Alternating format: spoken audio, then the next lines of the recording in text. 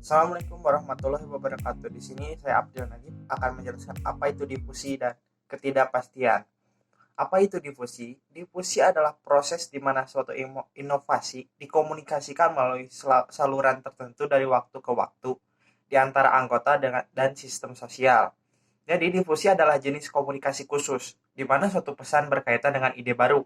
Ide baru dalam isi pesan komunikasi yang memberikan karakteristik khusus difusi. Selanjutnya adalah ketidakpastian. Ketidakpastian adalah sejauh mana sejumlah alternatif dirasakan sehubungan dengan terjadinya suatu peristiwa dan probabilitas relatif dari alternatif ini. Ketidakpastian menyiratkan kurangnya preditabilitas struktur informasi. Faktanya, informasi merupakan salah satu cara untuk mengurangi ketidakpastian. Informasi adalah perbedaan dalam materi energi yang mempengaruhi ketidakpastian dalam suatu di mana pilihan adalah suatu antara serangkaian alternatif. Sekian yang dapat saya sampaikan. Di sini saya akan mempresentasikan mengenai materi non-difusi dari keyboard the fork. Keyboard the fork ini apa sih gitu?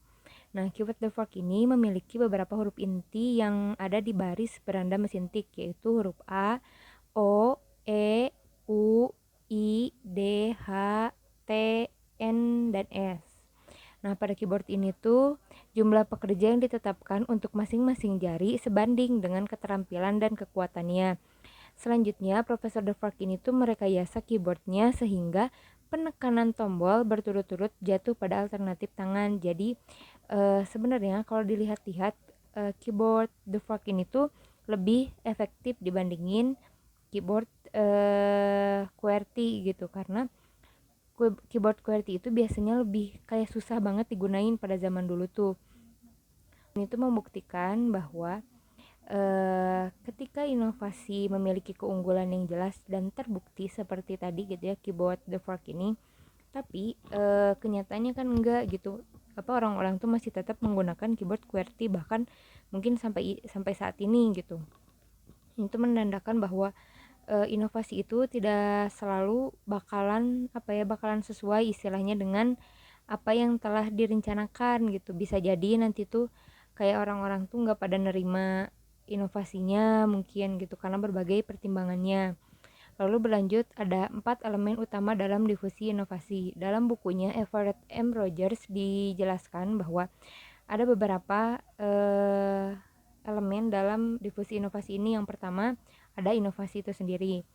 Inovasi itu adalah suatu ide, praktik, atau objek yang dianggap baru oleh seorang individu atau unit adopsi lainnya. Mungkin memang inovasi itu merupakan sesuatu hal yang baru gitu. Tapi tidak semua inovasi itu baru gitu. Ada yang dinamakannya discovery gitu, dimana mengadopsi inovasi yang sebelumnya yang dianggap kurang efektif gitu. Namun tidak semua difusi, adopsi, dan inovasi tentu diinginkan seperti yang setelah tadi saya jelaskan.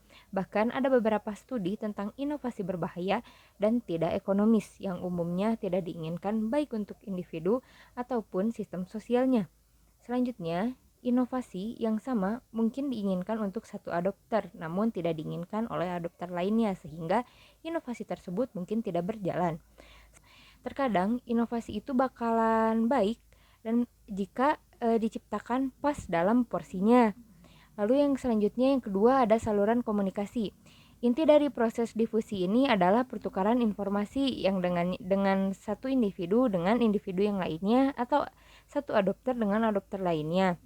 Nah, pada bentukan yang paling dasar ini, prosesnya akan melibatkan yang pertama sebuah inovasi, yang kedua seorang individu atau unit adopsi lainnya yang memiliki pengetahuan tentang inovasi yang sama, yang ketiga individu atau unit lainnya yang tidak memiliki pengetahuan tentang inovasi, dan yang keempat ada saluran komunikasi yang menghubungkan kedua unit tersebut. Lalu yang ketiga ada waktu. Waktu merupakan elemen penting dalam proses difusi. Mengapa? Karena sebagian besar penelitian ilmu perilaku lainnya bersifat abadi, dalam arti bahwa dimensi waktu diabaikan begitu saja. Waktu adalah aspek yang jelas dari setiap proses komunikasi, tetapi sebagian besar penelitian komunikasi atau tidak menyimpannya, tidak menanganinya secara eksplisit. Waktu tidak ada secara independen dari peristiwa, tetapi merupakan aspek dari kegiatan tersebut. Lalu yang selanjutnya, yang terakhir ada sistem sosial. Sistem sosial didefinisikan sebagai seperangkat unit yang saling terkait yang terlibat dalam pemecahan masalah bersama untuk menyertai tujuan bersama. Anggota atau unit sistem sosial dapat menjadi individu, kelompok formal, organisasi, dan atau subsistem. Setiap unit dalam sistem sosial dapat dibedakan menjadi unit lainnya. Semua anggota bekerja sama pada tingkat sejauh berusaha untuk memecahkan masalah bersama untuk mencapai tujuan bersama. Tujuan bersama di sini pastinya suatu inovasi atau suatu adopsi gitu atau discovery. Sistem sosial ini merupakan batasan di mana inovasi itu berbeda. Proses keputusan inovasi adalah proses di mana seorang individu atau unit pengambilan keputusan beralih dari pengetahuan awal tentang suatu inovasi membentuk suatu sikap untuk meningkatkan inovasi. Kemudian adanya suatu keputusan untuk mengadopsi atau menolak hingga implementasi dari sebuah kebijakan baru. Terdapat 5 langkah dalam keputusan inovasi, yaitu pengetahuan, persuasi, keputusan, implementasi, dan konfirmasi.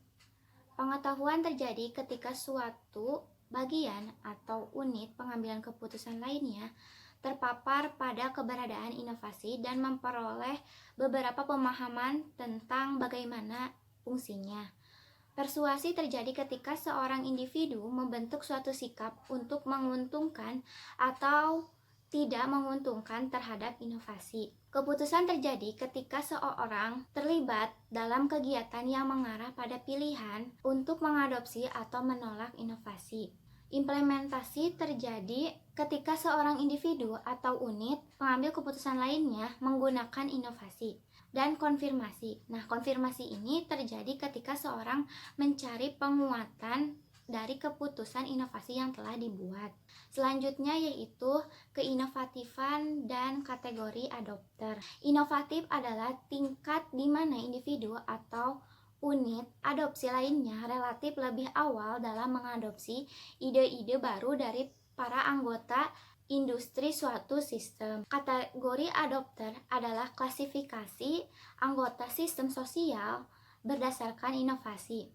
Terdapat 5 kategori adopter, yaitu inovator atau inovator, yaitu pencari informasi aktif tentang ide-ide baru. Kemudian ada early adopter atau adopter awal. Kelompok ini merupakan kelompok lebih lokal dibandingkan inovator, lebih banyak opini dibandingkan kategori lainnya. Selanjutnya yaitu early majority atau mayoritas awal. Nah, di sini tuh tidak mau menjadi kelompok pertama yang mengadopsi sebuah inovasi dan cenderung berhati-hati sebelum membuat keputusan dalam mengadopsi sebuah inovasi. Selanjutnya late majority atau mayoritas akhir. Nah, di sini tuh menunggu banyak orang dulu untuk mencoba dan mengadopsi suatu inovasi sebelum mereka mengambil keputusan. Dan yang terakhir yaitu laggard atau lambat. Nah, kelompok ini tuh yang paling terakhir yang melakukan adopsi inovasi. Bersifat lebih tradisional dan segan untuk mencoba hal-hal baru. Yang selanjutnya yaitu tingkat adopsi. Tingkat adopsi itu merupakan kecepatan relatif di mana suatu inovasi diadopsi oleh anggota sistem sosial. Materi selanjutnya yaitu struktur sistem sosial dan difusi. Struktur sistem sosial dapat memfasilitasi atau menghambat difusi inovasi dalam sistem. Di mana struktur komunikasi sistem mempengaruhi difusi adalah topik yang sangat menarik bagi para sarjana komunikasi.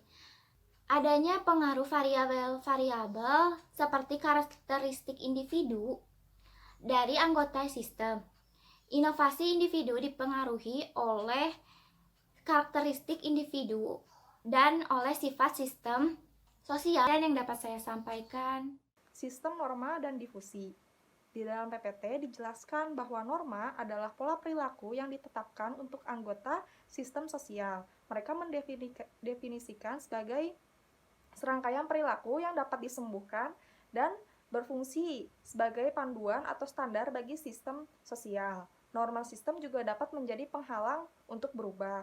Dan selanjutnya ada pemimpin opini dan agen perubahan. Anggota yang paling inovatif dari batang yang paling sering dianggap menyimpang dari sistem sosial jika diberikan status yang agak tinggi dan meragukan kredibilitas yang rendah oleh anggota rata-rata sistem, dapat disimpulkan bahwa peran individu ini di dalam sebuah difusi, terutama dalam membujuk orang lain tentang inovasi, cenderung terbatas. Di sisi lain, ada anggota sistem yang berfungsi sebagai peran pemimpin dalam sebuah opini. Mereka memberikan informasi dan saran langsung tentang inovasi kepada banyak orang dalam suatu sistem. Dalam beberapa kasus, dalam pembagian dengan pengaruh dalam sistem sosial adalah para profesional yang mewakili agen perubahan di luar sistem. Jadi dia biasanya berusaha mendapatkan adopsi dari ide-ide baru, tetapi juga dia dapat mencoba memperlambat difusi dan mencegah adopsi dari apa yang ia yakini sebagai inovasi yang tidak diinginkan. Agen perubahan juga menggunakan pemimpin opini dalam sistem sosial tertentu sebagai letnan atau kampanye difusi. Salah satu karakter pemimpin opini yang paling mencolok tuh kayak posisi mereka yang unik dan berpengaruh pada struktur komunikasi sistem yang berada di sistem jaringan komunikasi antar pribadi. Nah, selanjutnya ada jenis-jenis keputusan inovasi. Yang pertama ada pilihan inovasi. Pilihan inovasi adalah pilihan untuk mengadopsi atau menolak inovasi yang dibuat oleh individu yang independen dari keputusan anggota sistem lainnya. Nah, aspek khas dari inovasi keputusan opsional adalah bahwa individu adalah unit pengambilan keputusan, bukan sistem sosial itu sendiri. Yang kedua, keputusan inovasi kolektif. Keputusan inovasi kolektif adalah pilihan untuk mengadopsi atau menolak inovasi yang dibuat berdasarkan konsensus di antara anggota semua sistem. Semua sistem dan unit dalam sistem biasanya harus sesuai dengan keputusan setelah sistem itu dibuat. Yang ketiga, ada keputusan inovasi otoritas. Keputusan inovasi otoritas adalah pilihan untuk mengadopsi atau menolak inovasi yang dibuat oleh individu yang relatif sedikit dalam suatu sistem yang memiliki kekuatan, status, atau keahlian teknis. Mungkin materi yang barusan adalah materi yang terakhir dari kelompok kami. Sekian materi yang dapat saya sampaikan. Saya ucapkan terima kasih. Wassalamualaikum warahmatullahi wabarakatuh.